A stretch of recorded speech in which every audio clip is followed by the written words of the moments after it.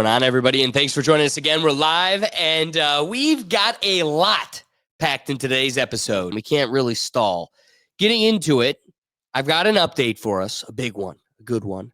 But of the topics for today, we got to talk about how, one, we've got protests across the world, and it's a lot to take in. And we also need to talk about how Jonathan Majors threw away a Disney Dynasty, and there's a lot to unpack there. And then the last topic of the day is how ironic and wonderful would it be to take out an 8-mile strip of the Amazon so we could pave the highway to the climate summit. So joining us as always in the Pickle Gallery, Just Another Day TV. Ricky, how you doing today? I'm good. What up, fellow thinkers? We outside. What an episode. What a way to start off the day. All right. And on the keys, as always, not as always, really just holding down the fort. Wilbur. Will, how you doing? I'm good, man. Thanks for having me. We're both doing inaudible, I guess. Yeah, seriously. Got to catch it on the fly. So let's kick off the episode.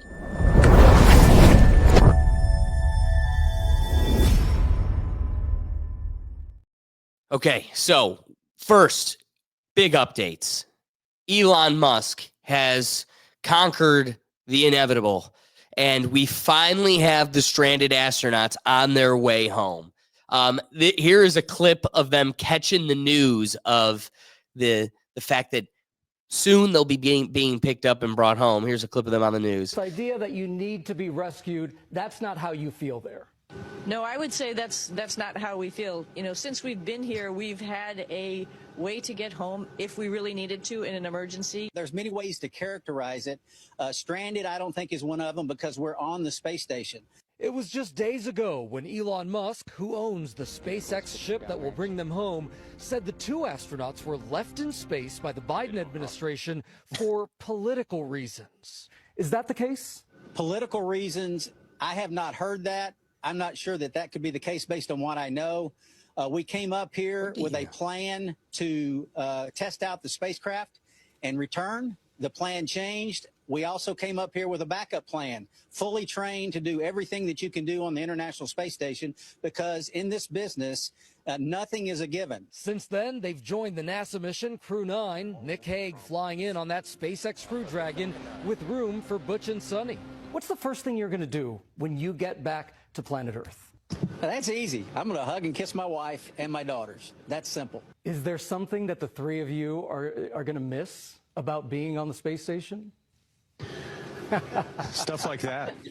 I mean, you floating around in zero gravity and being able to do what it seems impossible challenges your imagination. What's your message to Americans who were watching these narratives unfold of you being stranded and stuck in space, and they were so worried about you? We're thankful for your support, and that's what Americans do. We lift each other up and keep each other going.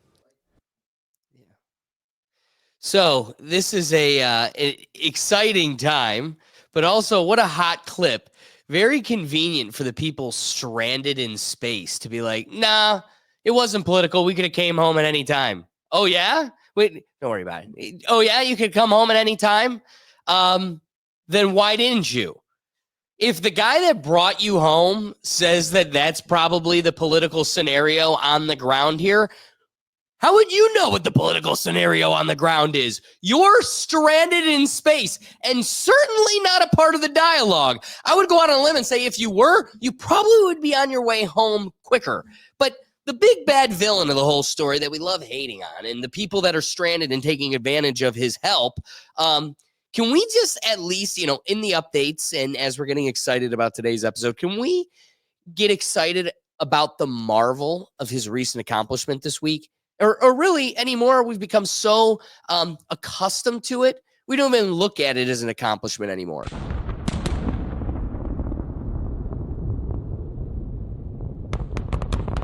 Look at this.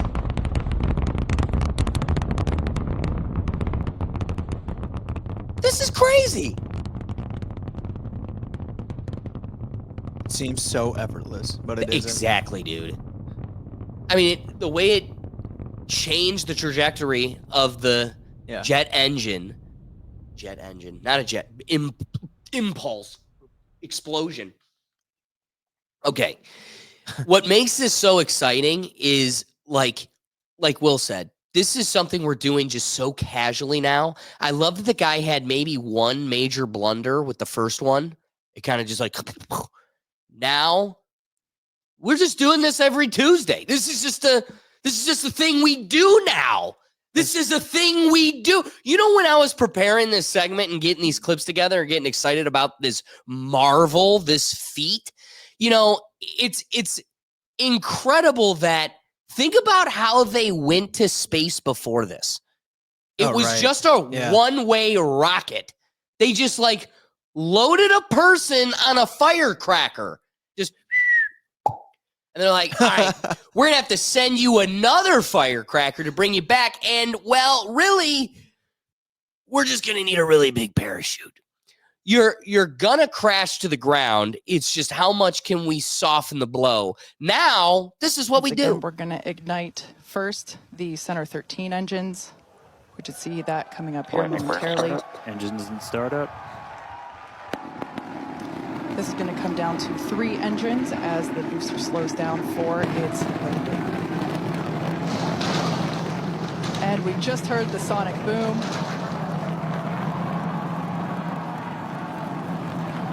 What an incredible sight to see the super heavy booster gliding down into the chopstick arms once again. That is so insanely Is this awesome. in Florida? Yeah.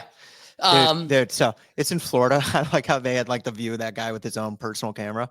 Just a Florida man, probably on whatever, looking over like, oh, that's pretty sweet. Wonder what that's about. Like, you know, like what are the odds? I think it's pretty.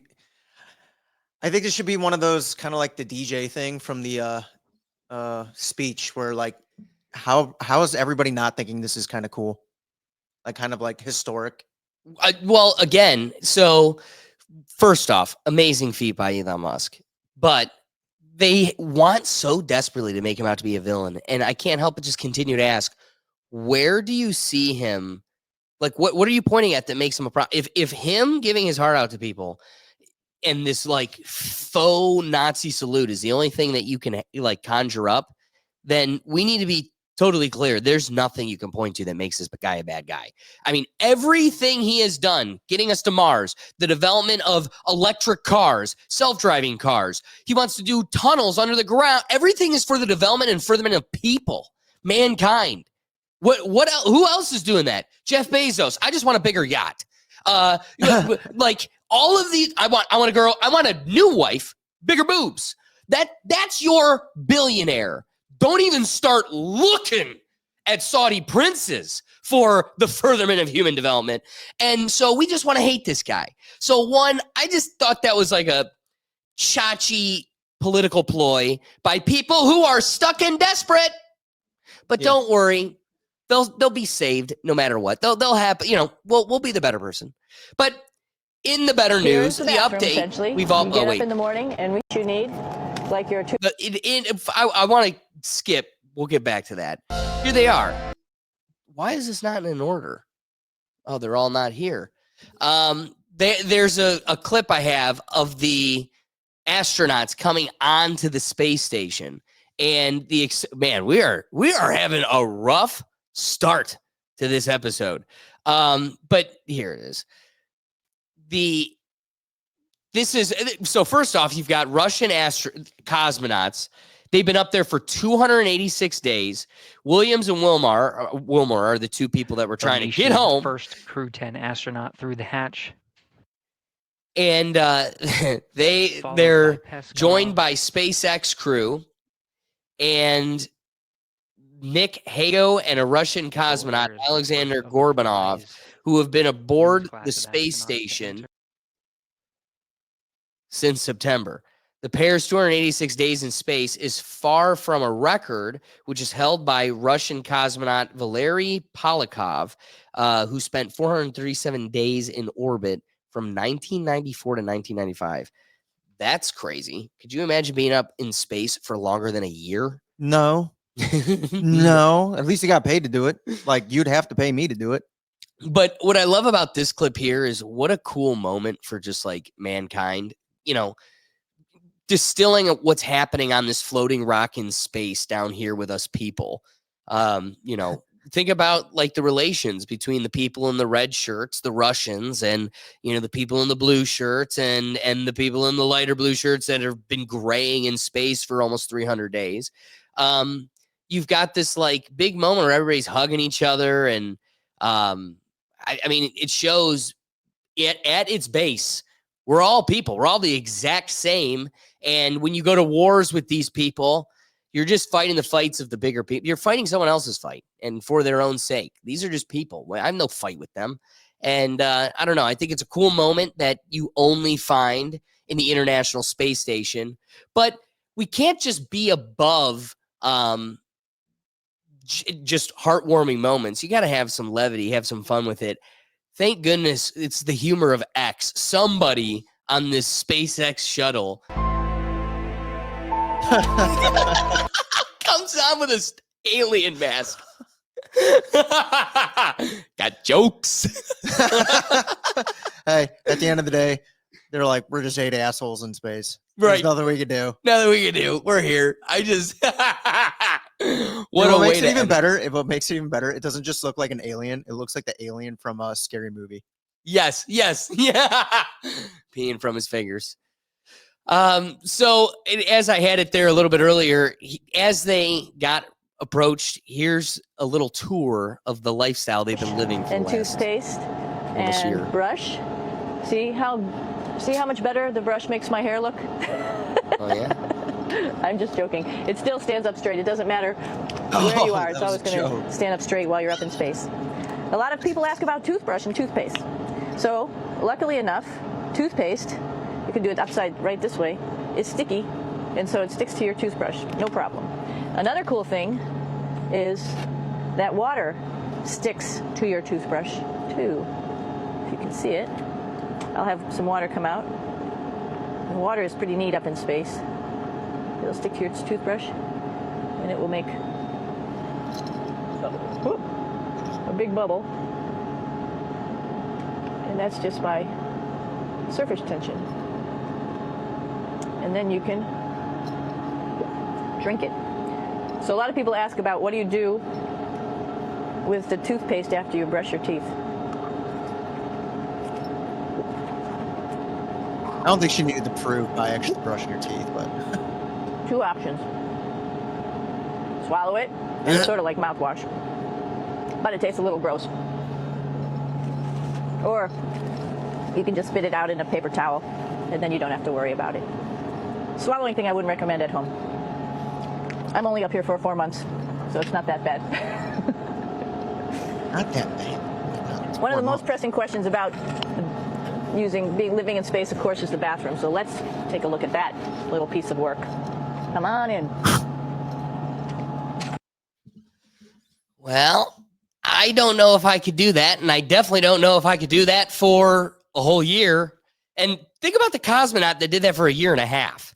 I don't know. Ricky, do you have any thoughts on this? Like they're contradicting Elon Musk's statement that he could have had them home sooner. And it seems like they kind of like it up there. I have a note here that I didn't get to. According to NASA, a 200+ day stay in space should not lead to any significant health issues when they return to gravity of Earth, but there will be an acclimation period, which is typical after lengthy periods in orbit. Dude, just imagine they're just like, can you hand me the remote? I just saw a clip of them walking, and I thought there were gonna be wobbly legs and stuff, but they walking fine to me. Really? But yeah, yeah, they got home like a half hour ago or something like that. They landed. Yeah, land at 4:45. We gotta get a clip of it. So Ricky, finish your point. I'm sorry. They're walking fine to me, and shoot, this is their goal, bro. Their goal, they train, they study to go to space. So I don't think they really do mind just being up there other than missing their family. They know eventually they're gonna come back. So like I feel like more time up there is just what they've been training and studying to do. That's been what they've been training for. That's why they went into being astronauts. I mean, that is true. Like at the same time, that's a great It's point. not like being stuck underwater now. And then you expect to go under and come back up. But you up there. Wait, You you got guys your really shit saw to do. videos of them walking? I didn't see videos of him walking. I saw him like landing. This is like incredibly hard to find. I'm finding tons and tons of videos of like the capsule and there's dolphins. Oh my God, we got to see this. Let me share this for. Oh my God. What if they were sharks? The Yeah, instant they land, they're getting attacked by sharks. they are so lucky. It is dolphins. I keep trying to share an image file. I got to share the screen. There's imagine landing from space and now you got to deal with sharks. They like land and all of a sudden Cthulhu rises from the water. So here, it's starting over again.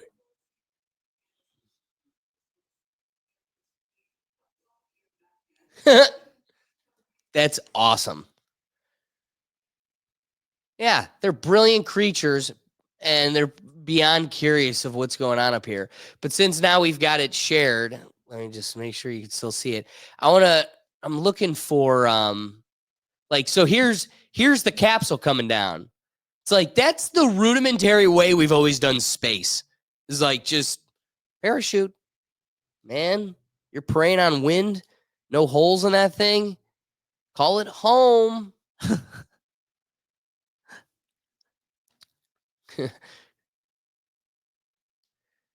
Yeah, they're not walking funny. They didn't even go up there. Yeah, dude.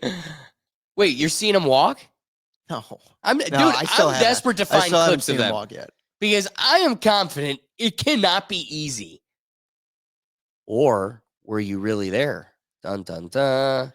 Will, what are your thoughts on the whole NASA thing so we can kick off today's episode? No, that was an old video, but this is how they came out of the spaceship right here.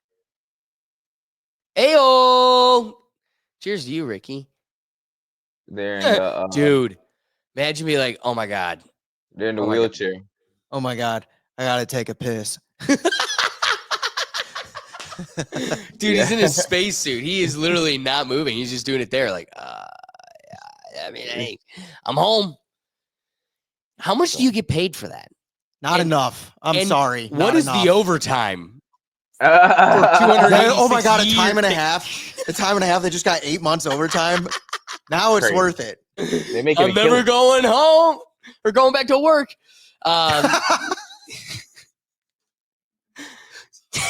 I'm always clocked in, dude. I'm just living my life. Dude, this thing is just a parody. And again, we spit in the face of the guy that gets us home. I cannot make this up.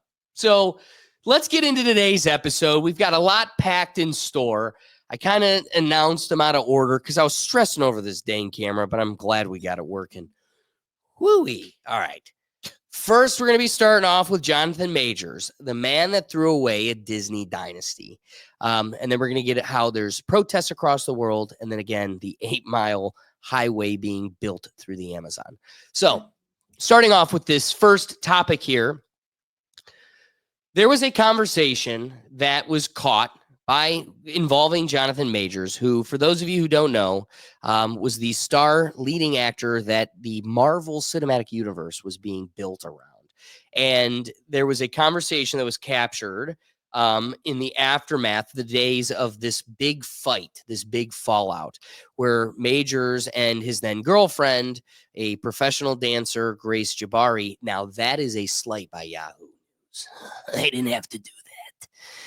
In September of 2022, the Marvel actor had been living with Jabari in London as he filmed the second season of the Disney Plus series Loki, when he allegedly became angry with Jabari. According to a since settled civil lawsuit filed by Jabari last April, she alleged Majors slammed her into a car, dragged her back inside their home, and strangled her. The unearthed audio tapes captured Jabari confronting Majors about the alleged attack in the following days. This is why it's a topic for today. And when just things can't get worse. He finally settles the civil lawsuit, and that's kind of behind him, and he's calling for vindication. And of course, this audio clip surfaces. It goes, "I am ashamed I ever," Majors begins before cutting himself off. "I've never been aggressive with a woman before. I've never aggressed a woman. I aggressed you. You strangle me and push me against the car," Jabari interjects. "Yes, all those things under aggressed. Yeah," Major responds. "That never happened to me." "Because I said something sarcastically in your eyes," Jabari says. "Well, clearly it's more than that," Major says. "Something inside you," Jabari says. "Yeah, towards you," Major agrees before the recording ends. So therefore confirming what as a scene that he was vindicated from. Now, this becomes such a heavy topic because when I exclaim how an entire Disney universe was built around this person, I truly don't mean that lightly. What's fascinating about this is Disney's financial losses resulting from Jonathan Majors' incident are not publicly disclosed in precise figures. However, the impact is notable, particularly within the Marvel Cinematic Universe. Majors was poised to play a central role as Kang the Conqueror in upcoming MCU projects, including the Avengers: The Kang Dynasty, following his conviction for assault and harassment in December 2023. Disney and Marvel Studios terminated their association with him. This abrupt departure necessitated significant adjustments to the MCU's narrative trajectory, potentially leading to increased production costs and delays as the franchise recalibrated its plans. While exact financial repercussions are kind of undisclosed, industry experts acknowledge that such disruptions can have substantial economic implications. Additionally, Disney's broader reconstruction efforts, which include $5.5 billion in cost reductions, $3 billion of which are targeted at television and film divisions, may have been influenced by challenges like Major's incident. I mean, imagine an entire billion-dollar corporation putting everything, like they don't even put that much weight and financial reliance on like their CEO. You have created a character around or you've put all the money around a character, that character being reliant on an individual human. Now, I am surprised they didn't take on why wouldn't you just put a different person? Like, there are people that look like him, and you could probably find a well-calibrated actor that could fill it. But then again, now you have to concede, and this will this existence of this problem, and it'll always loom over all your future projects, and people will always what if your project. So it's one of those you really can't. You got to throw the whole thing out.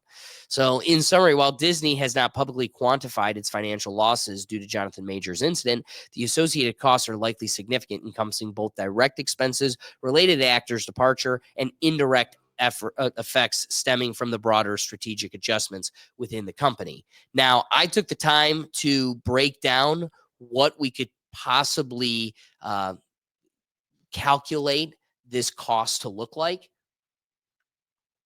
You have to consider the affected projects. Majors was cast in as Kang the Conqueror, a central antagonist in the MCU, and that's looking at Avengers: Kang Dynasty.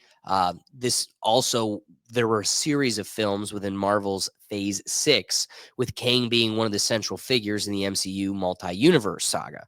The loss of Majors as Kang necessitated the rewriting and recasting of one of the most significant roles in the MCU.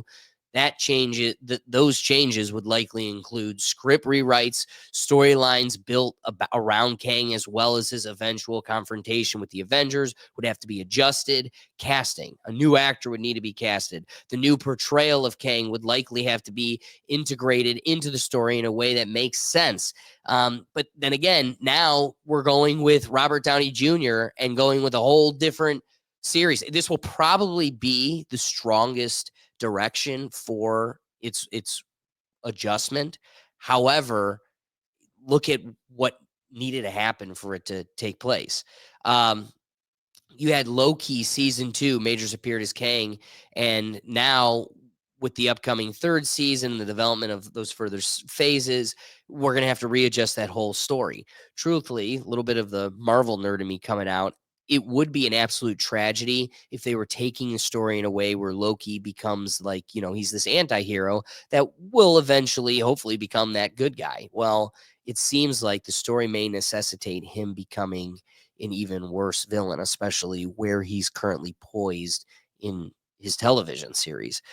So getting back to the numbers, they had to readjust then not only all of those Kang Avengers movies, but future movies like Fantastic Four. You had to, again, we also have to look at like direct costs. So with script rewrites, you have hiring of screenwriters for rewrites. That could cost anywhere from $100,000 to $500,000, depending on the scale and complexity. Reshoots and additional filming, depending on how much needs to be reshot. This could easily add anywhere from $1 million to $10 million. And then with their whole CGI obsession in this whole industry, it only exponentially blows up from there. Casting a new actor, finding a new actor of Major's caliber could come with additional costs. I mean, what they paid for Robert Downey Jr. is insane. But again, to patch a hole so deep, you have to get one of the biggest names to ever exist. This could add 2 million, 5 million, 20 million. So in those realms, those are the direct costs, but you also have indirect costs. So the loss of revenue from delayed projects. If the release of a key MCU film is delayed, well, then Disney loses millions in the box office revenue, slowing down other projects. A blockbuster MCU film can gross anywhere from 500 million to 2 billion, depending on its scale. A delay like that could cost anywhere from 100 million to 500 million of potential revenue. This could have a major brand impact. The controversy surrounding Major's whole lifestyle and the issue that comes from it could impact fan reception and cause a decrease in enthusiasm for future projects, leading to reduced box office performance or subscriber losses for Disney Plus. And then you've got this ripple effect across the MCU projects, reshuffling of future MCU stories, and the shifting of the focus of other villains and other superheroes. It frustrates the long fans that you've had there forever. So it's a difficult situation. And then on top of that, you have to deal with the increased cost for future Marvel projects. This disruption can increase the cost for future projects due to the fact that you have to readjust all of the narratives, and what we don't know could have been scrapped or has to be scrapped because of it. So in conclusion, while it's hard to pinpoint the exact financial losses, the costs associated with Jonathan Majors' departure from the MCU could easily exceed $100 million when factoring in script rewrites, reshoots, casting changes, production delays, and the impact on future MCU plans. The ripple effect could extend to multiple films, TV shows, and even Disney Plus content, forcing a larger than expected recalibration of the MCU's multiverse plans. So I'm throwing a lot at you. Ricky in the Pickle Gallery, let me ask you, what are your thoughts? I feel like bullshit. Okay. All right, Why look. you say that? Because Marvel been flopping before that. Their writing has been Facts. crap before that. Disney has been crap before that. Now they're trying. Look, Jonathan Majors did fuck up. We saw the video, him chasing. We saw all that. This, I don't even believe it. It's not in court. It didn't come in court. They had a whole trial about it. I think it's AI. Why didn't it come out then? AI. Boom. I don't believe it. Look, I feel like Disney pay these people. I was like, yo, write this nice piece, because Ant-Man and the Wasp flap. Season 2 and Loki didn't do so well. It didn't get back their money. So now they're like, oh, Jonathan Majors. They were already thinking about rewriting the whole thing. I agree. They were trying to get rid of King because he didn't hit. Jonathan Majors is a good actor, but it didn't hit. His role as King didn't hit. Season 1 of Loki, cool. But when people saw him in Ant-Man and Wasp, they're like, oh no, we don't need this. We don't want it. It was crap. The CGI, as he said, was garbage. They're not putting enough attention into writing and actually developing good characters within the story that you're telling. They're focusing on just, okay, we just need to get this here, moving on to here, and let's have one grand finale. Okay, Leaving Up to Adventures was fantastic. We loved it. Infinity War, Endgame, great. Peak. Oh, but look, stop. You're just trying to blame Jonathan Majors. Look, let the man come back. He fucked up. He did it. He got put by the public. He got shamed, and by the criminal, by the law, he got shamed. So he got that. So look, can he come back? Can y'all just get off the man's name and y'all actually do some development and get y'all shit together? Like, come on now. It can't all be Jonathan Majors' fault. That's And then so if true. you want to get away from Marvel, Disney Star Wars is crap. Everything they just had to fucking cancel the Acolytes like a couple months ago. Come on, like, man. Always blame the black man. I really wish Doug was here. That is like a major pitfall to this having to be the topic this week because Doug's a major Marvel guy. Like it's taken a long time for some of my friends to depart that. Doug has not. Oh, Doug, I'm Doug still is that double hard. down. Anything they put out, I watch. I can't remember. That's why I'm bummed he isn't here because he'd be able to tell me. There was a movie maybe like 5 years ago or so where it was like all of the gods. The guy from Silicon Valley was in it. The Are you Indian talking guy. about Thor Ragnarok? Oh no. With Zeus? The movie, right? God, what's it called? No. What's that guy's Oh, name? you're talking Eternals. That was the crap. Eternals. Yeah. Okay. That was crap. First off, you had to make it super liberal and political just by like the way you're promoting the movie and the actors going on their run. So you lost me. You had to make it like a political narrative. So And I was again, out. they just dropped Captain America, bro. They're not making back their money. Never. Well, and So you know what? how about this? You know what? I kind of like Anthony Mackie. I really loved the PlayStation game Twisted Metal, and that is such an underrated show. He did an amazing job on that show. The show is a blast. NBC needs to figure their ish out and get the second season out already. Loved it. I'm rooting for Anthony Mackie in more ways than not. But then there's too many, like, hey, make a sandwich. Okay, you got my attention. You're speaking my language. And then he says other things where it's like, dude, you lost me. And guess what? I want to live in a world where, we're beyond Captain America's got to be a white guy or, whatever it is. I want to live in that world where we're beyond it. But then what is Captain America but an American, right? And Americans look very different. They come in all shapes and sizes. But you know where you lost me is when you're going on your press tour and you say Captain America isn't for Americans and Americans need to figure that out. He doesn't represent America. It's like, what world are you on? Dude, they you need were to stop this putting close. these people on press He literally runs, bro. didn't watch the first Captain America movie. Dude. They need to stop putting these World people on War press II runs soldier. because if they don't stop putting these people on press run, all their movies gonna flop. Because Snow White's about to come out, or didn't it come out last week? Ziegler. Snow White just came out for Disney, and like it's not looking good. You know what I mean? So look at the comments. If you see any clip of Rachel Ziegler, she's got chameleon eyes, Gligler. The comments are like, no, I don't see a human in support of her. I like over. The comments are just like very simple, like you said. And no, she and her co-actress is beefing. You know what I mean? Oh yeah. You know what? You know what? I'm not a fan of hers, but I do respect her for like tripling down every time. It's like, yeah, you know what? Stand for something, I guess. So Disney have bigger fish to fry than blaming Jonathan Majors because y'all had to rewrite some. Y'all needed to rewrite some. Y'all should thank the man. Okay, find him another role. God damn it. Yeah. That is the hot take. So I don't want to totally depart from the Marvel topic quite yet. There's one last piece that I want to hang on this one. So there's some news. There is a documentary coming out here soon, and it has to do with a Marvel legend, the person that we praise and rest in peace, Stan Lee. There's a documentary coming out soon that is, it's a whole documentary about how his inner circle, call it his estate, and Disney exploited him for every penny they could squeeze out. Thank you very much, sir.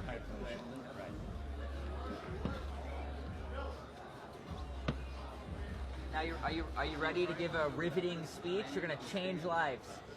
I thought I was finished with that. What do I have to do now? You're never over. You what? I said I thought I was finished, but apparently I'm not. Look, once we're done, we'll get out of here. Now what do I do here? Same thing. Talk about you.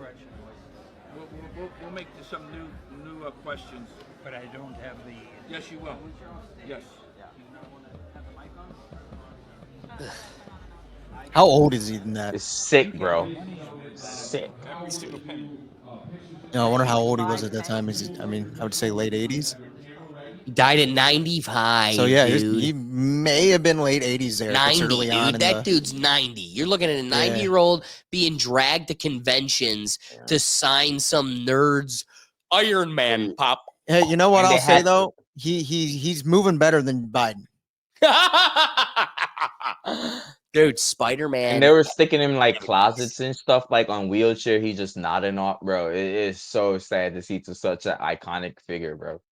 So again, I love the way you said that, Ricky. Totally agree. And look at what they do to all of this. They buy Marvel.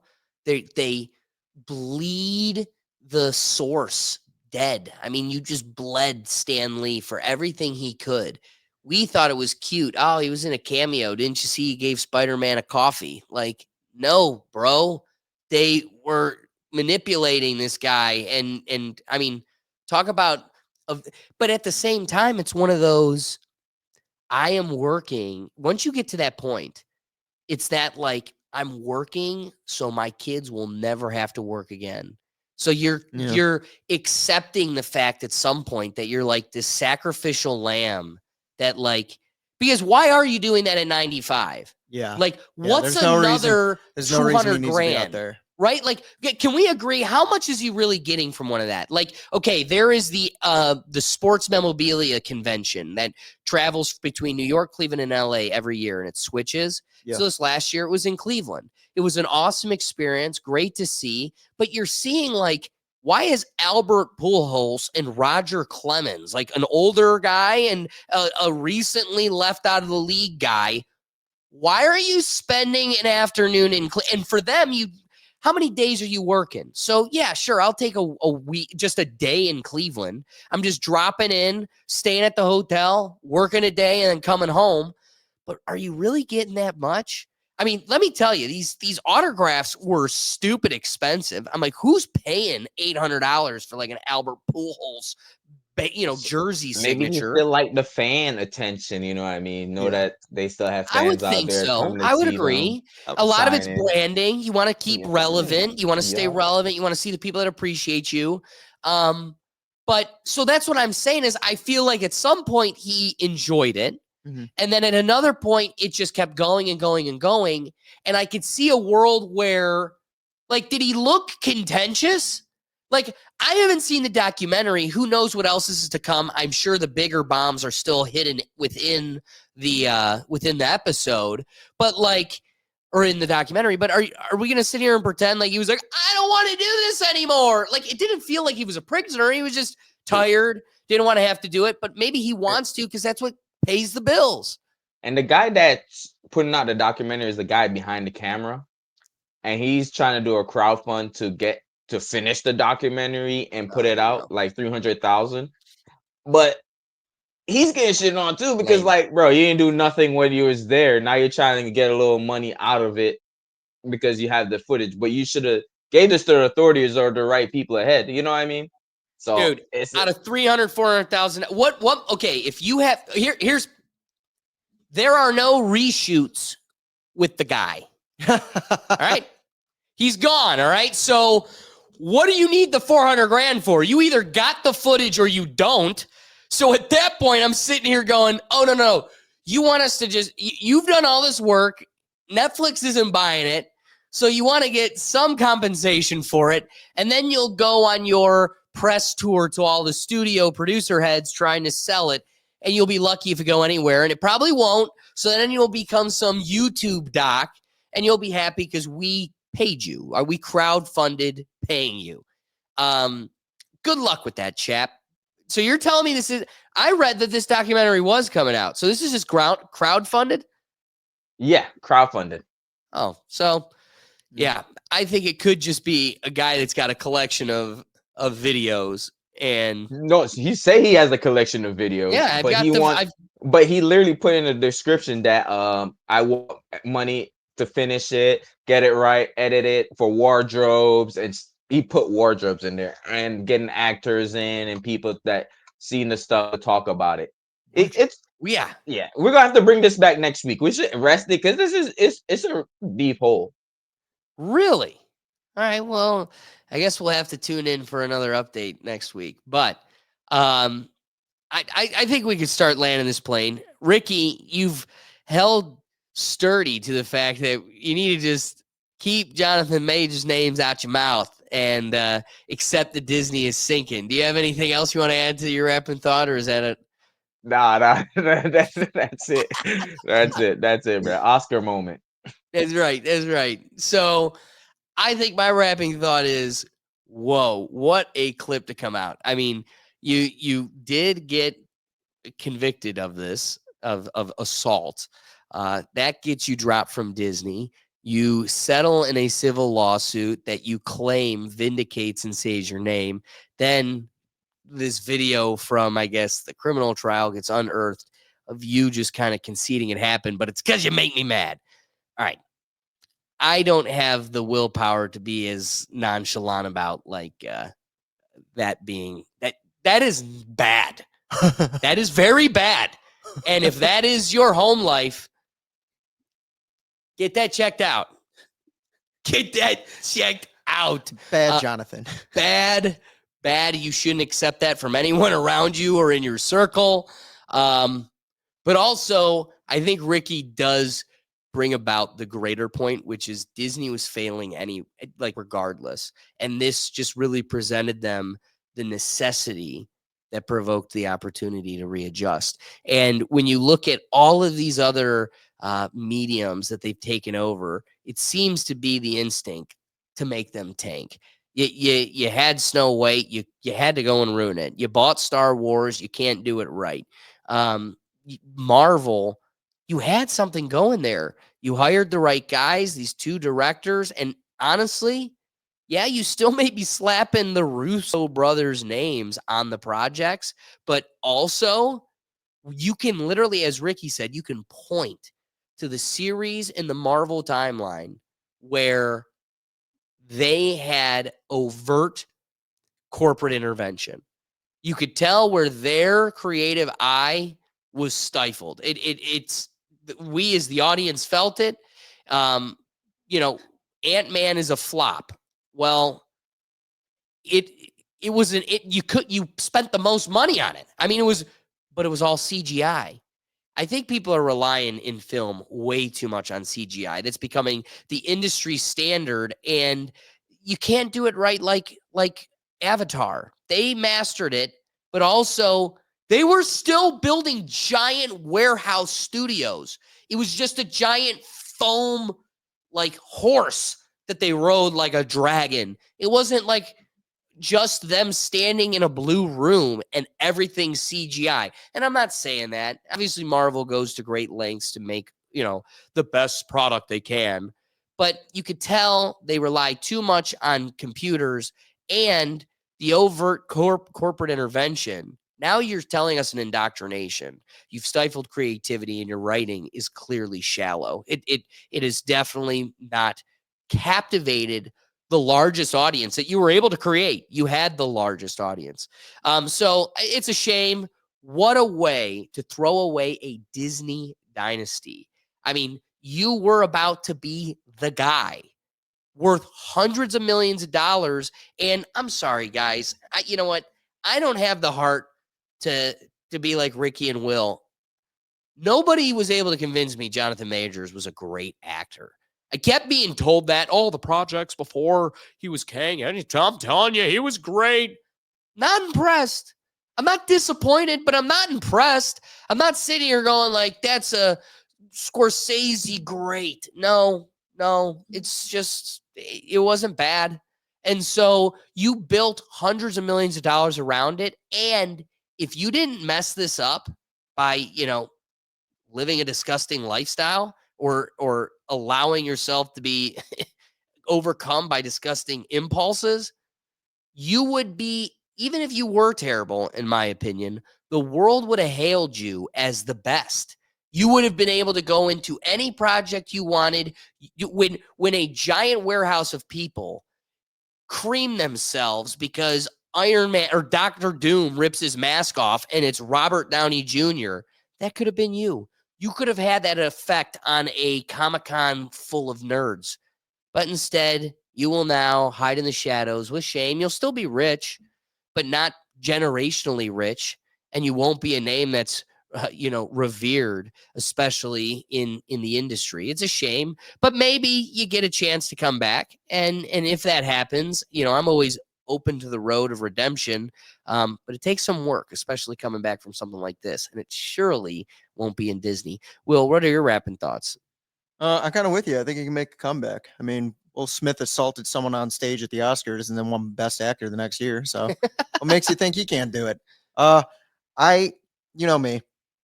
Alex knows me the most. I like Marvel. I like the first wave. The only new one I watched was when you and I went to see Ant-Man. I thought it sucked. Maybe it was same night. Excuse me. I think Majors is a good actor. I don't think he's a great actor. But I think he was a kid in a young career. Generational bag fumble up there with Ray Rice. I mean, you're not coming back from this one. At least not soon. No, there's he got a great movie coming out, okay, where he got Jonathan Majors. When he got There's another movie coming out. Yeah, he's a bodybuilder, What? bro. Yeah, a bodybuilder movie. It's like an indie film. Yoked, dude. Oh, yeah, he's when I was putting together like thumbnails and stuff for this, I'm like, Alex, if you haven't seen the Creed movie, watch the second one. He's in it, or the third one. I don't know which one he's in. He is good in that. Like he is good in the movie. He's a good actor, bro. Division, he was a great actor in Division. But the bodybuilder movie, it was an independent movie. It was no big studio. It was at Sundance, and a studio picked it up, and now it's gonna come out like bigger. So you gonna go see it? Hell no. But I was watching. I don't. What? Look, I go watch blockbusters. I will definitely watch it though. I'll street like illegally. Yeah. Okay. So you'll make sure that you consume it, but he doesn't get the vote. That's 90% of my movie. Even Disney. You vote with your views. You vote with your dollars. You don't necessarily want to give him the support, but you want to consume it so you can judge it for yourself. I will give him the support, but I don't got the time to give him the support. I like Nolette here. The bodybuilder movie is called the Magazine Dreams. But she was just debating me over here that none of Jonathan Majors' roles are rememberable. I'm with her. When she dropped the comment, I'm with her. But again, I don't think he was an actor with like a lot of like big credits before Marvel. Marvel was supposed to be like his breakout. You've heard of him. Now go look at his old stuff. And it would have changed everything. The only movie I knew of him in outside of Marvel that was like a mainstream movie was Creed. Was the other Creed. Outside of that, it's been like small projects. And again, a bunch of guys get like their start there. But Marvel was supposed to be, like you said, his Robert Downey Jr.-esque moment. And I don't know if he was going to be any good for it. I mean, I only saw him in Ant-Man. That movie sucked. That movie was so bad. They're all going to be so bad. So they might have done it because the money was going to be awful. But I don't think Robert Downey Jr. is a good pivot as a villain. I think it's weird. It is. Well, no. You know what? We actually didn't get a chance to harp that point hard enough. And it's that is the laziest recovery you could go with. Oh, yeah. I mean, talk about, it's kind of like everything we get today, which is reselling us our childhood. They don't have modern creativity, so they just remake everything we grew up on, and they think that changes anything. Like that gets us excited or eager to consume it more. It's like, whoa, dude, I loved Italy Bitty Kitty jokes when I was 14.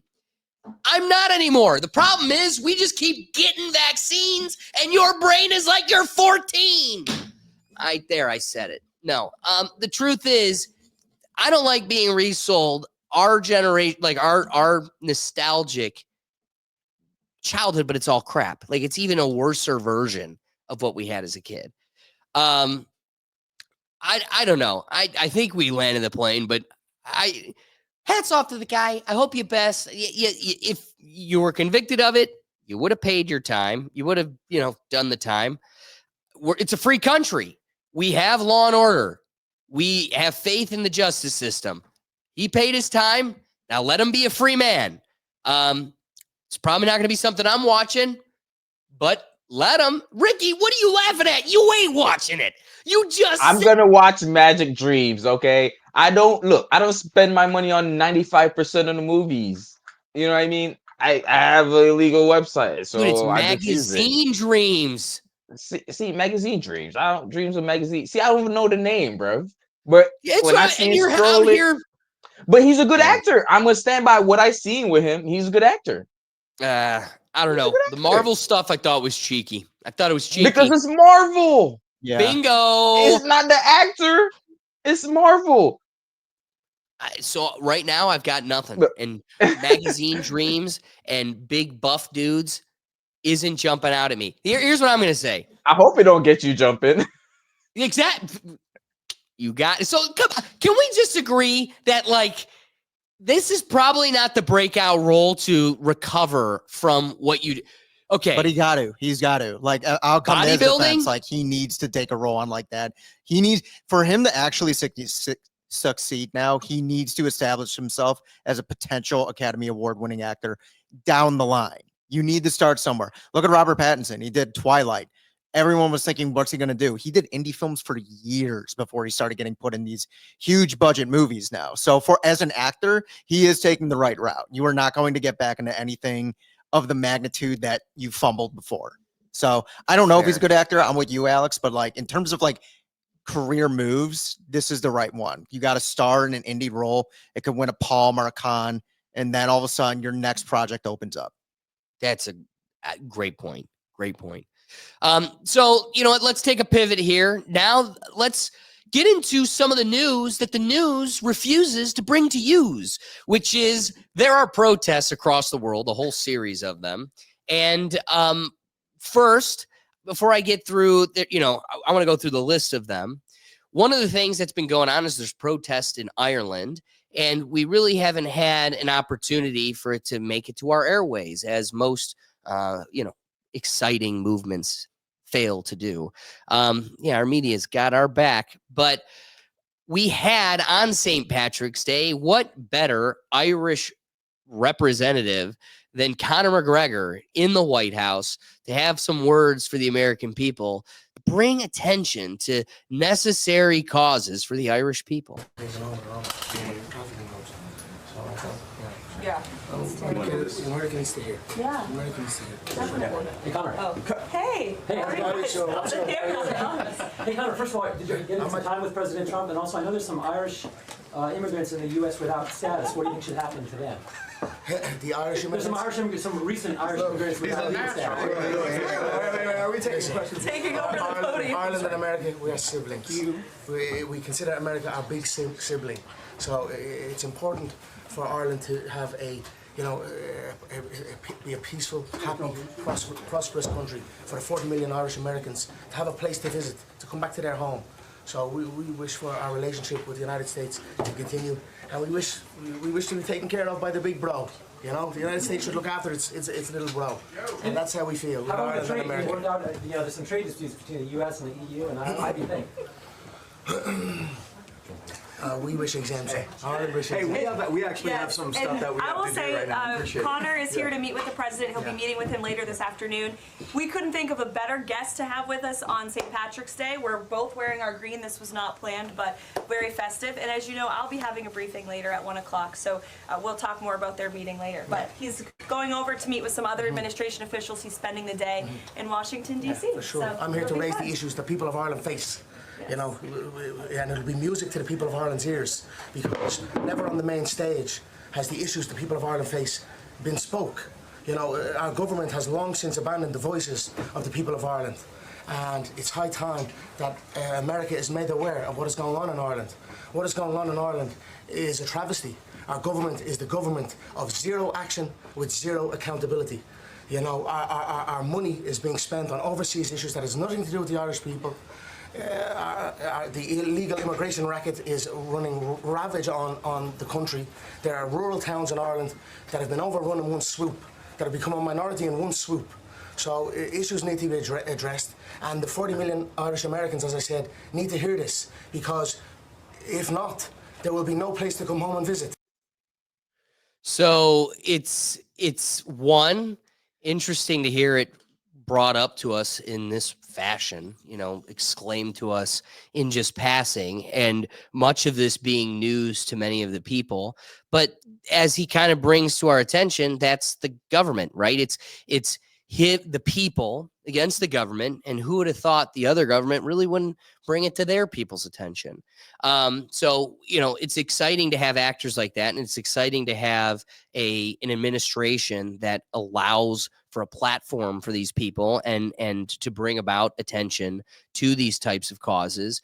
But I do want to proclaim one thing, as Conor McGregor's kind of casting some, not necessarily like guilt, but there's a responsibility there. You know, help the little brother out. You're the big brother. Hey, big bro, help the little brother out. And it's like, brother, you are not our little bro.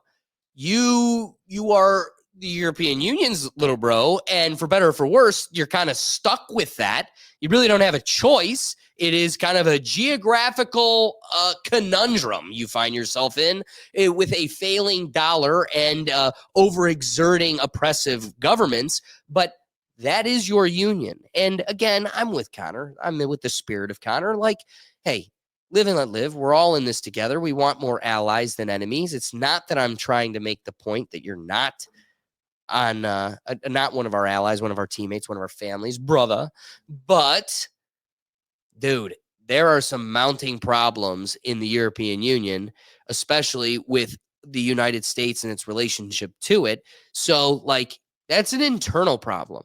And so as the people are kind of rising there, as it had brought about earlier, identifying countries currently expressing population protests, not only in Ireland, but across the world, and especially those that are going unreported, requires looking at, recent trends in the civil unrest, anti-government demonstrations, and social movements, often driven by economic, political, or social grievances. As of today, here's a list of the countries that, our global headlines are dominating, but our personal domestic headlines are ignoring. So starting off, I'm going to skip number one, which is Serbia, and that will be a topic we come back to. Number two is Hungary. Citizens have taken to the streets to oppose Prime Minister Viktor Orban's leadership, citing corruption and democratic backsliding. While Hungary is in the EU spotlight, the scale and persistence of these protests are often overshadowed by other European issues. And as I had proclaimed earlier, the tension within the European Union is just mounting. Georgia has ongoing protests against the government's foreign agent law, and perceived pro-Russian shift had continued into 2025. These demonstrations, while significantly local, often fly under the global radar due to focus on nearby Ukraine and Russian conflicts. We had also issues in Romania. Protests have flared over government's issues and corruption, yet they rarely make sustained international news cycles, overshadowed by larger EU narratives or regional crises. One that piques interest personally to me and my family, Moldova, not because I'm Moldovan or something, but because my dad's been over there doing work. Demonstrations linked to political instability and economic hardship have occurred, but Moldova's small size and proximity to Ukraine's conflict often leave these events unreported. Also, Argentina. There's an anti-government protest against far-right policies and economic austerity under President Javier Milei, and these have continued to persist. While notable In Latin America, they compete for attention with bigger regional stories like Venezuela or Brazil. Also, we have Kenya. There is a youth-led protest against tax hikes and governance issues that have continued sporadically since 2024, but they receive less consistent coverage compared to the earlier, more dramatic flare-ups. Zambia and economic instability and food insecurity have sparked unrest. Yet Zambia, I'm probably saying that wrong. Yet Zambia's crisis are often eclipsed by more prominent African conflicts like Sudan and Ethiopia. Angola, protests against government repression and economic hardship occur, but Angolia's strict control over dissent and its lower global profile keep these events unreported. Nigeria, demonstrations over economic woes and election disputes have persisted, though they often get less attention than the country's security crisis tied to insurgency. These countries reflect a mix of recent protest activities that have been noted in the global arena, where many of people have highlighted the unrest in places like Serbia, Hungary, and Georgia as part of the broader wave of dissatisfaction. Unreporting often stems from media focus on larger conflicts like Ukraine and Israel-Palestine. A more sensational crisis leaving smaller scale or chronic unrest in shadows. Factors driving these protests include economic equality, political corruption, and authoritarian governments. Common threads across this dialogue have focused on across the 147 countries in this last period. These on this list, about 10, and the list continues as people seem to be kind of feeling this global awakening and pushing back against the government. Now, one of the things that I've learned is that this isn't some like perfect wave of ideology. It seems to be ideologues across the political spectrum. We have a friend who has a personal relationship with Serbia, and speaking with them on their take of what's going on, they're like, oh, it's just crazy liberal protest. But at the same time, whether it's for good or bad, we're also feeling them domestically. There is this pushback, and I guess one of the things that needs to inevitably shadow this dialogue is because they're protesting doesn't mean always the cause is right. So that can be something that looms over the conversation. But circling back to the one that I kind of just glossed over and a reason for it, there was a youth university-led protest in Serbia that had gained a size of over 200,000 to 300,000 people on the ground are reporting up to 500,000, while those that had hosted the events are reporting upwards to 800,000 people. This, whether it was at its lowest of over 350,000 about, that makes it a record-breaking size of protest. Why this protest is more notable among the rest is it highlighted a science, a weapon that I didn't really even know existed. And it really isn't going to surprise you at all that it exists. But boy, is it not exciting to actually see that it does. Wrong one. Look at his nose. Jesus. Yeah, let's keep that lower. Watch the people just spread. Wow, that's loud. So this is a sonar impulse cannon that shot a wave through the crowd and immediately splits it in half. Many of the people on the street can't even explain why they split one way or the other. It was a natural impulse instinct. People felt rattlings in their brain, instant nausea, fogging of the head, blacking out, a whole series of symptoms that, again, what if somebody had like a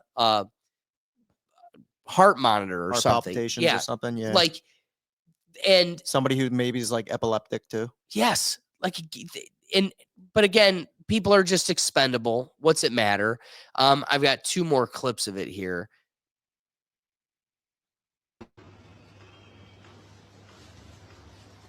They're all filming the speeches.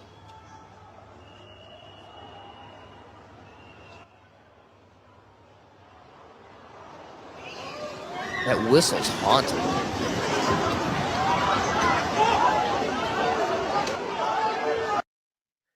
I don't. To me, it's crazy that this science exists. What do you think, Ricky? That's some Marvel shit. For real. Like that is crazy though. Like to use that against your people too. That's like another level of. Yes, you're not that's even the at key war. takeaway. You know what I'm saying? Dude, But, to use it against your people is that to me is the most telling piece. And then Will said it like you don't know what complications someone in that crowd is. Like I thought people had the right to peaceful protest. I don't see no riots, nothing on fire, nothing, no one going crazy. So it looks like a championship parade. I don't know much about Hungary's rules and constitution, so maybe they don't have the right to gather. Well, to reinforce it was Serbia, but that is part of the problem. Is like one, they don't. Two, they're in a conflicted area, like government. Their country is war torn and is unstable. So, what is dangerous about this right here? It's the equipping, the arming of the people. It isn't that they're dangerous right now. It's that once people get together and they start to bond and realize the enemies they share, it poses a threat to the enemy. And guess what? The enemy is the one holding the sonar cannon that it can shoot through the people. And I don't know. To me, the bigger takeaway and why this was a topic is this exists. That's the takeaway. This science exists. And if you think Serbia has it, what do we have?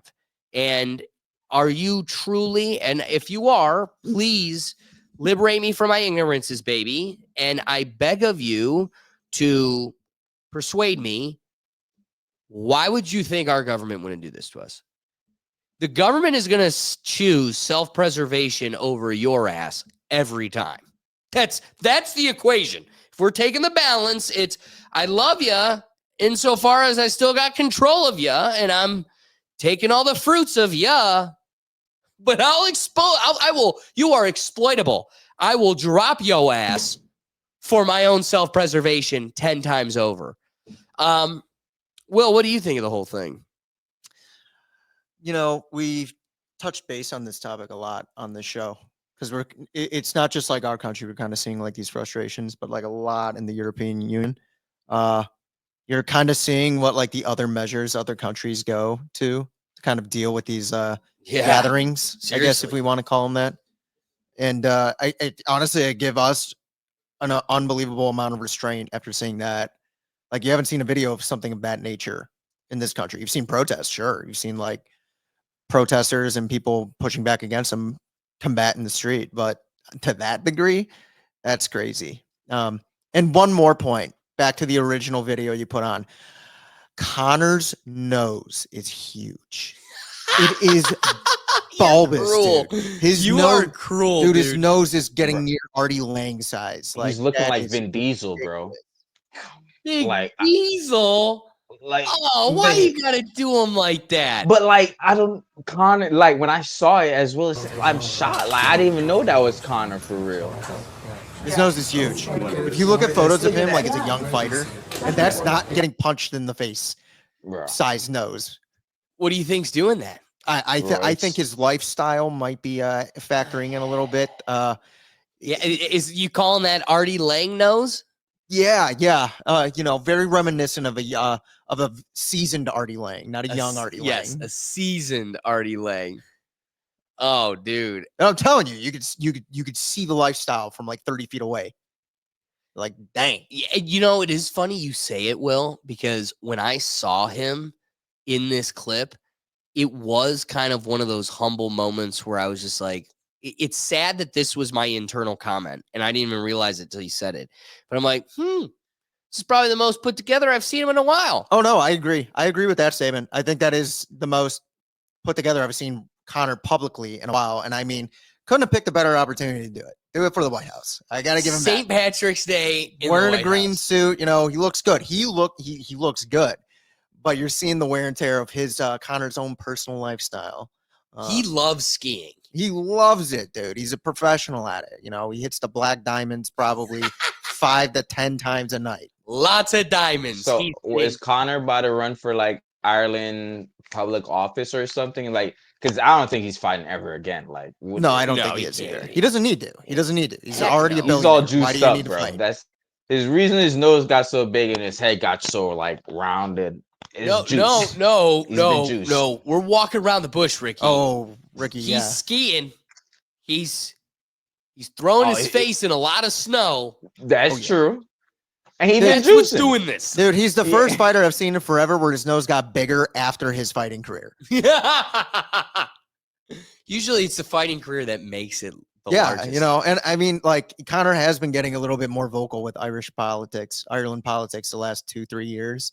And it is funny though. Like, you think, like, our country, we have tons of famous athletes, like global athletes. And I see some Irish people like from Ireland, like tweeting like they're not, like, he doesn't represent us at all. It's like, name me another Irishman that I know. I could think of like Cillian Murphy, the actor. He doesn't say a word. He just acts and goes home. And then there's Conor McGregor. And Conor's like, I'll go talk to him. And he did it politely. Like, I give him credit. Like, he showed up. I was thinking that. I was like, why do they have Conor? They couldn't find a better Irish person. I was like, wait, think of an Irish person. Yeah. Because I was wanting to say that, but I couldn't think of another Irish Green. person, bro. Yeah, name 5. You got Connor, Killian, Seth Green, Ed Sheeran, me. That's the list. And you're not sending me to the White House to talk about them.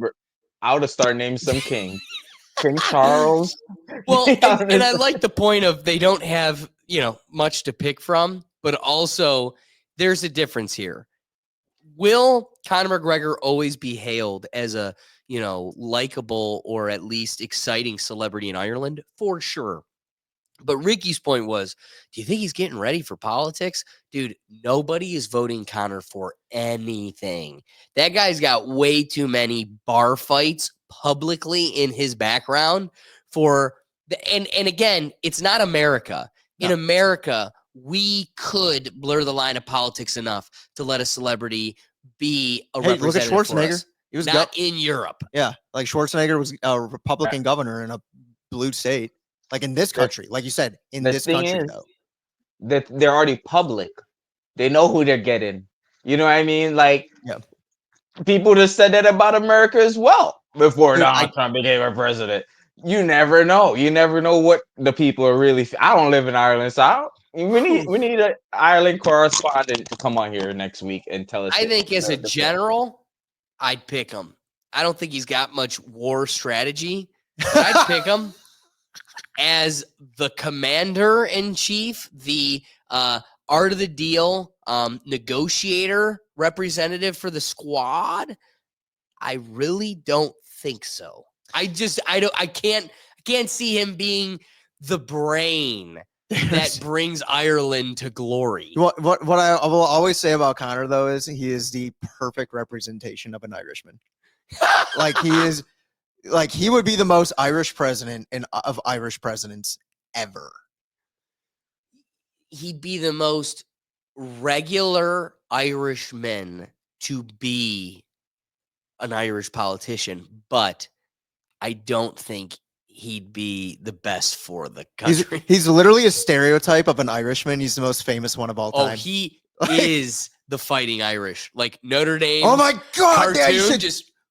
Yes, dude. Yes, you nailed it. He should 1000% be that for like Halloween or something, or just on a Tuesday. That every day. Just do that on a Tuesday, man. Just dress up like it, like you're Conor. You can do. He what you lives want. it when he throws a stool through a bus window or whatever. Oh my God, the Khabib, the Khabib thing.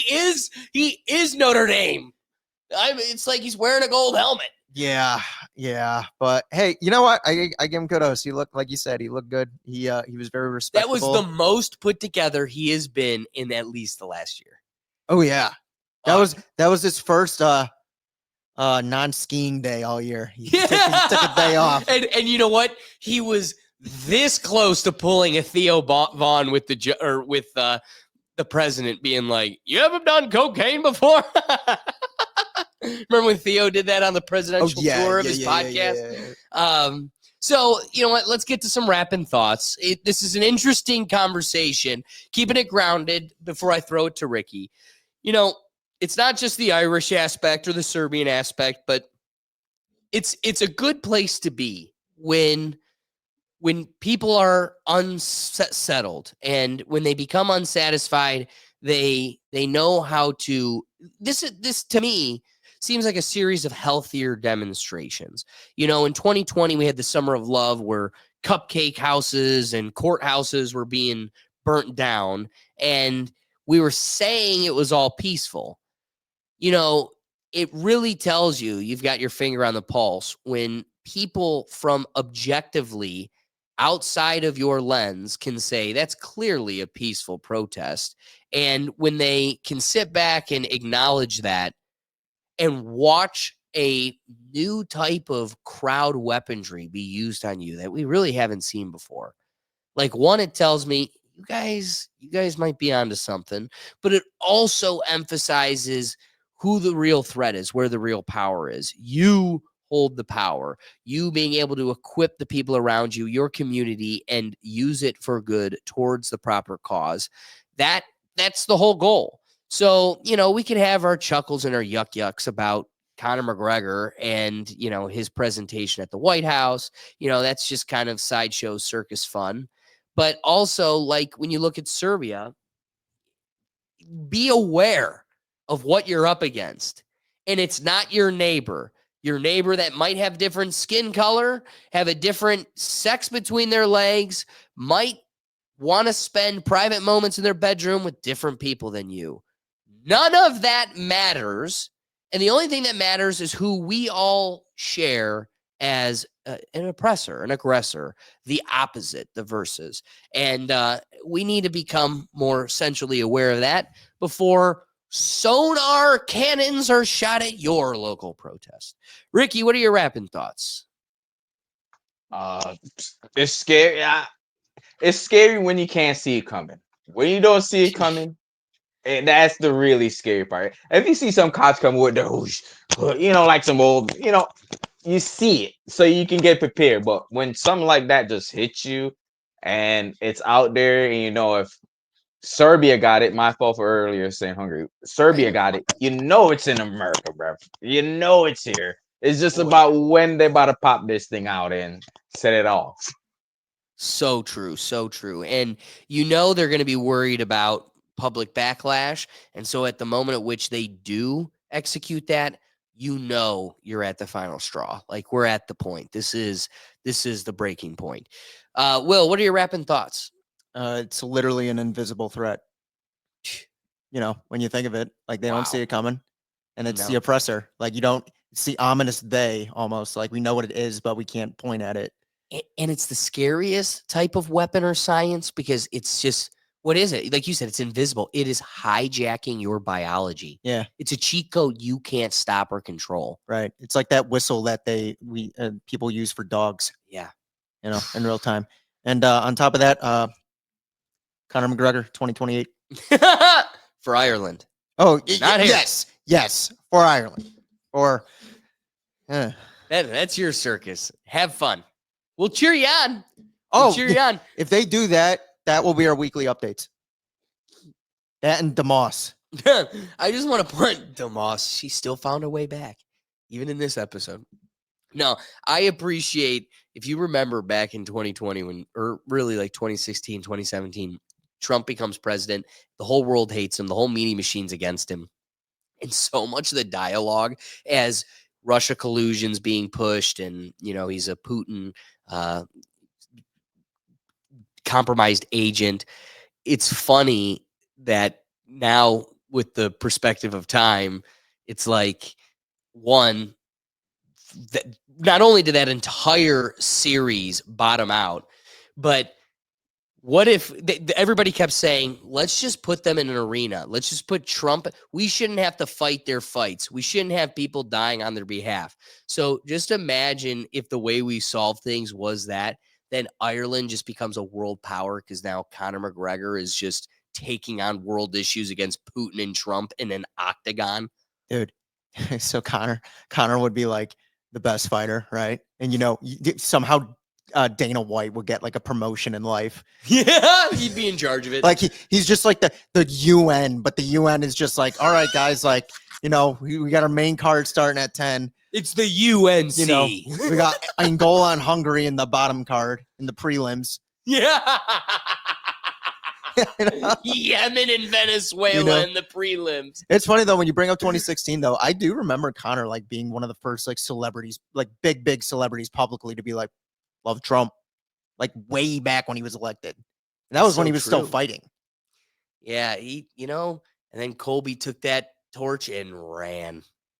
Yeah, he is. But Ricky, have you seen Colby lately?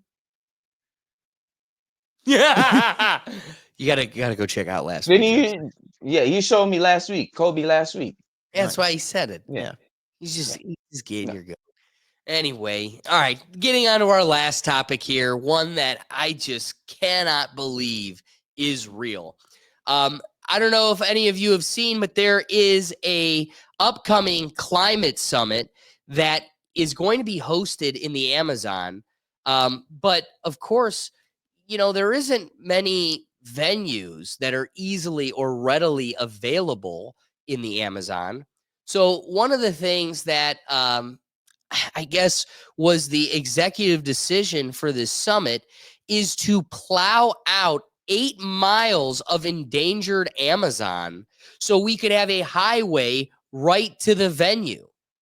Yeah, that is 100% real. So we're just plowing out 8 miles of Amazonian river for a climate change summit. Do not let the irony be lost upon you folks. Yeah, I was going to say. A climate change summit destroyed 8 more miles of the Amazon. I said 8 more because that's just a thing we keep on doing. What happened to that being a part of what was championed by the climate change movement? We need to save our forests, the Amazons. Like, what? I don't know. Do you guys have any thoughts on this? Because to me, this is like absurd. Okay. Where does the... for instance, like, don't they fly in anyways? Why don't they just... fly a little bit further. They don't have like a landing pad. Yeah, exactly. They don't have a landing pad there. Like, again, like, it's one of the most famous ecosystems in the entire world. And you're like, it's literally the phrase, give an inch, take a mile.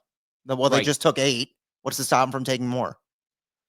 Dude, and like you said, what is a landing strip? It surely isn't 8 miles long. Oh, no, dude. You know what they want to do. They want to have like parades and stuff and make it like this pageantry thing for something then most they'll people develop don't care it, about. and now, we'll corporatize it, and then we'll have, a hot tourist bed that, can persist for the future economy of this area where the only economy is their trees. What were you going to say, Ricky? I'm sorry.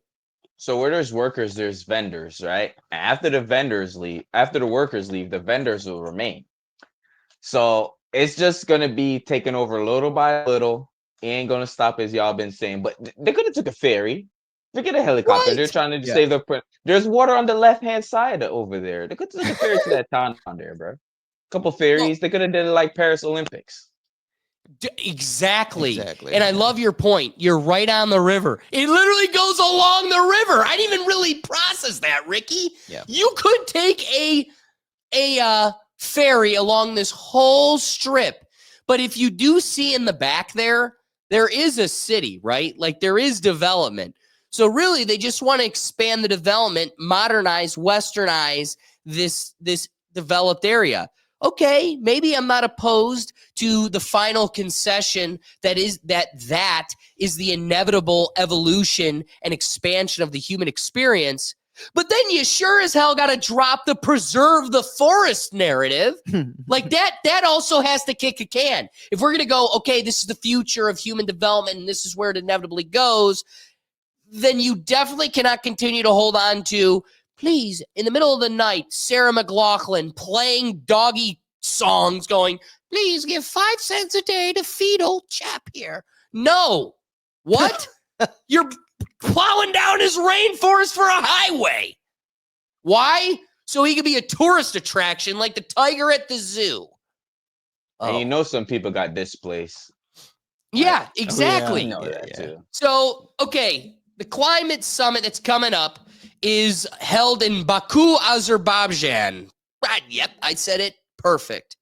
From November 11th to the 22nd. And I wanted to kind of get an idea of like how significant is this exact location? Like, why did it have to be at this future location? Why? Because we liked it.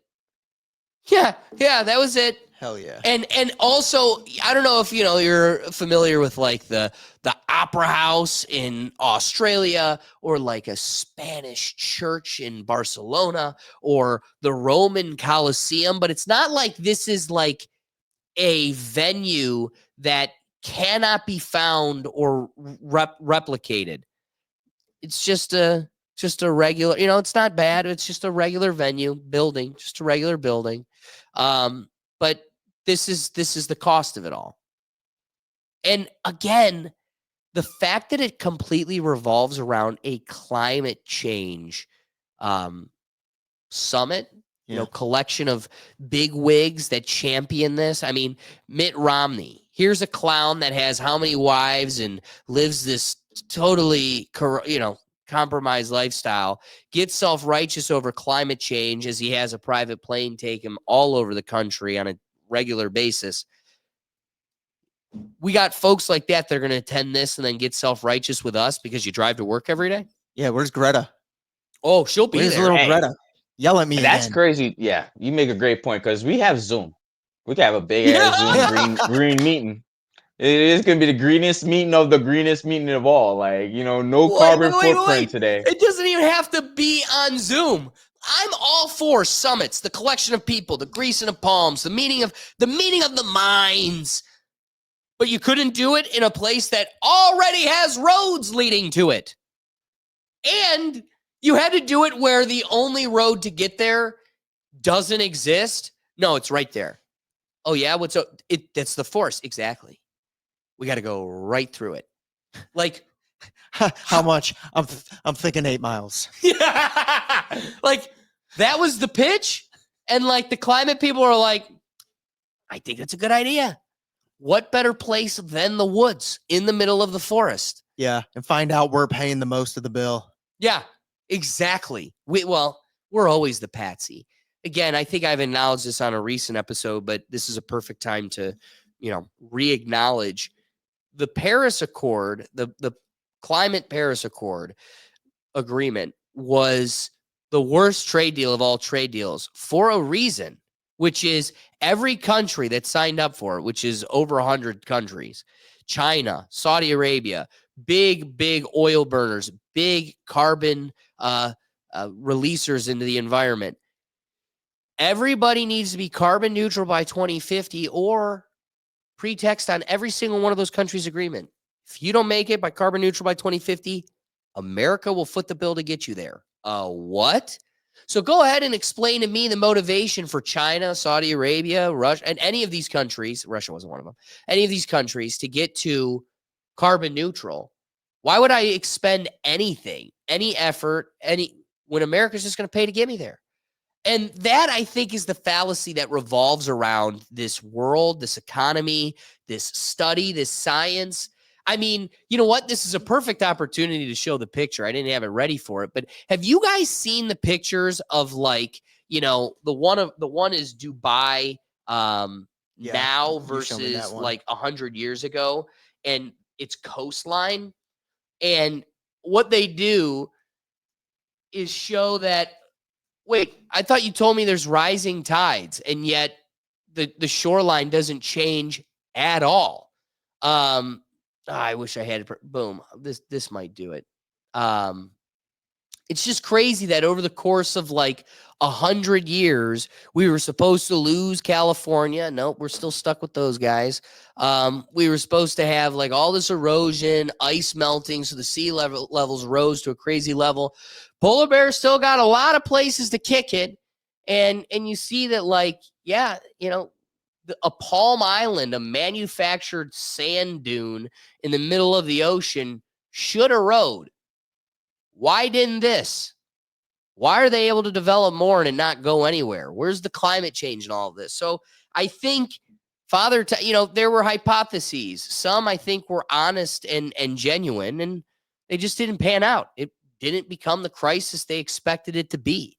And so now, what is this summit, this conference of climate experts? What is it beyond a bunch of bigwigs patting each other on the back and justifying their vacation this year being paid for by whatever agency or industry that was able to foot the bill to get them there? It's just this paid for vacation for rich people.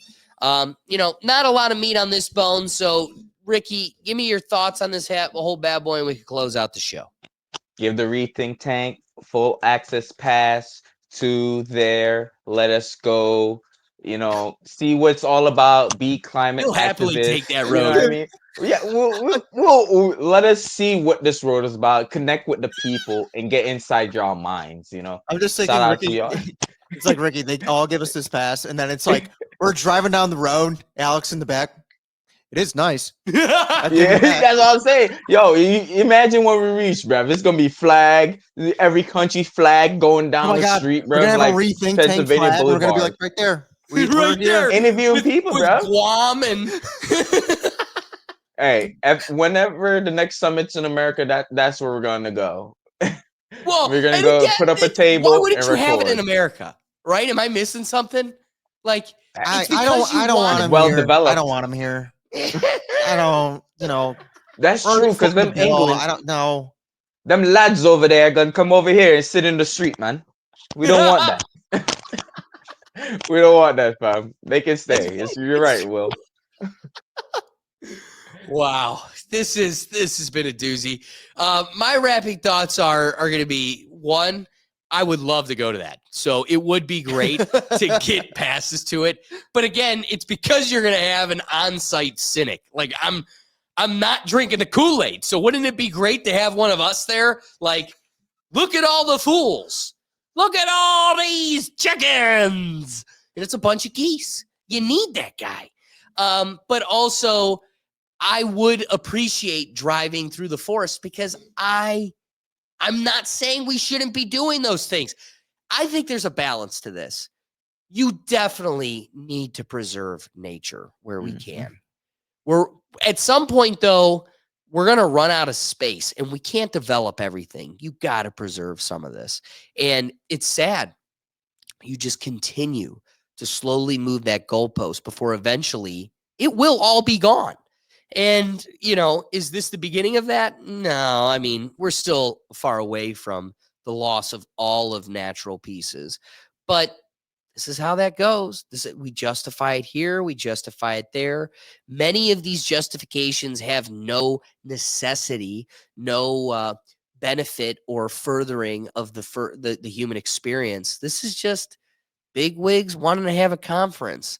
And we're going to have our fun for like half a month and never come back. Never. Right? You and the jungle people are on your own. But we spent all our money to establish, we lit the candle for you. You just got to keep it lit. You've got a whole, Western economy waiting to bring in tourists. Just don't become Barcelona and squirt gun and paint pelt all the people that are coming to give your place money and keep your economy moving. It'll be interesting, but I think the reason this was a topic and something worth exemplifying or bringing attention to is beyond anything I leave with my point. It's please allow this to highlight the idiocracy of this movement. There is no true dialogue. We have departed from the science. We are not truly addressing the facts of the matter for the sake of the betterment of our future. That was, I think, a truthful endeavor that very quickly became an equipped tool to control and manipulate the people. And now that the science isn't there, we're dealing with the shell of a manipulative arm. And We need to be able to see it for what it is.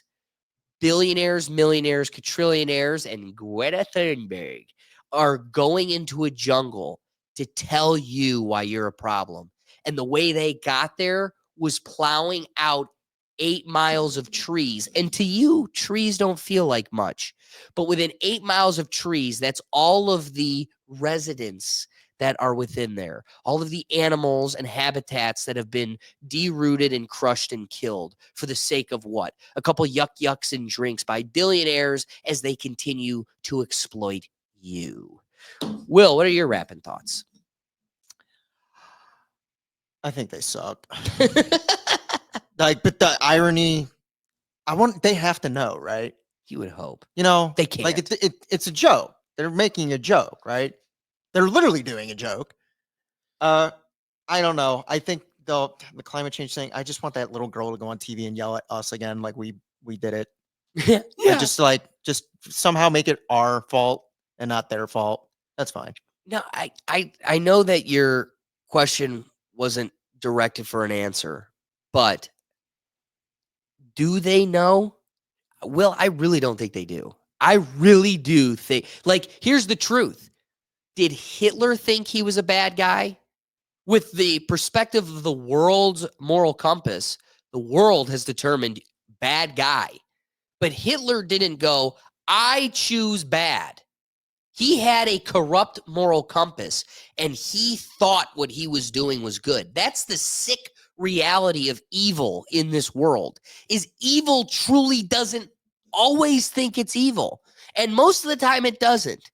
The evil that chooses evil for evil's sake is that 0.001% psychopathic type of perspective. That is the Jeffrey Dahmer, the, killing raccoons in your backyard type of psycho. Don't F with cats. Well, what? And that guy was a psycho. So there is this, I don't think they're choosing evil. I think they are so infected by this manipulated lens that they see the world in that the evil they consciously choose or pick. They see sunshines and daisies. Yeah. They are God's gift to you. You're welcome, damn it. That's at least what I think.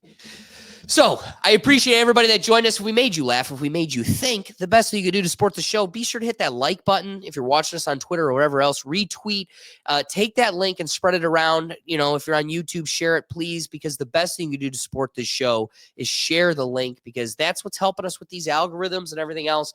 The mechanism doesn't like us having conversations like this, and we appreciate all of the folks that joined us in the comments, from Nolette to Straight Bombs and everyone else. Appreciate that, because the whole point of the live show is to get you involved. Let me flip it to the Pickle Gallery, because, of course, we got to thank Ricky for joining us as always. Ricky, tell the folks where they can find you. YouTube, for clips, Instagram, TikTok, video tomorrow, 7 o'clock. Okay. Come back on YouTube, same time y'all came today. Just Another Day TV. Go catch him out. Outside. That's right. Well, he's inside. He is inside. Guys, again, we appreciate you joining us. We've got all types of shows across the different channels and platforms. Will and I had a really great episode of the Reactions show this past Sunday.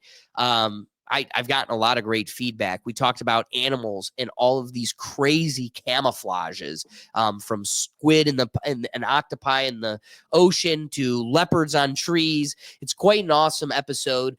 So check out the Rethink Actions channel. That's on Sundays at 11 Eastern time. But again, there's so many different shows and channels, and you can find it all in one central place. And that's at our website at www.rethinktankpodcast.com. So again, if we made you laugh, we made you think, be sure to, help us out, hit the like button, stay involved. But otherwise, guys, we do this every week, all Tuesdays at 7 p.m. Eastern time. So thanks again to everybody else, and we'll catch you on the next episode. Peace.